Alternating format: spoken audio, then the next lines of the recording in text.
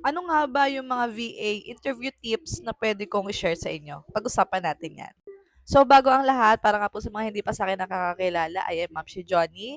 I inspire moms to thrive freelancing, grow their business, and balance life with a purpose. So, ano nga ba yung mga VA interview tips na pwede kong i-share sa inyo? Unang-una, bago yung actual na interview, make sure na na-browse na ninyo yung job post. No, na-review ninyo kung ano yung mga kailangan ni client, na specific skills for the job position. Bukod doon, kailangan din na at least na-browse ninyo or na-review ninyo yung profile ng client. What I mean is, for example, it is a company. Better na nakagawa kayo ng at least background about the company. So, pwede ninyong makita kung ano ba yung specific vision and mission ng company that will help you to win that client. Isa din sa pwede kong mai-advise sa inyo is huwag ninyong kalimutan gumamit ng mga AI tools ngayon.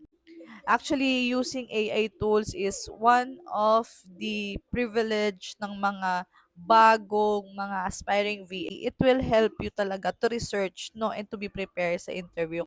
And syempre, hindi lang dapat prepared kayo sa pagsagot, prepared yung mind ninyo, dapat prepared din kayo visually. Always make sure na kapag haharap kayo sa isang interview is presentable kayo.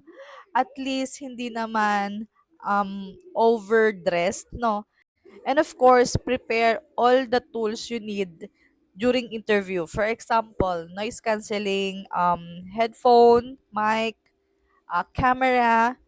So, hindi na kayo mababother na nagmamadali kayo mag-prepare. No? So, better na i-prepare nyo siya ahead of time. At least 1 hour before the interview.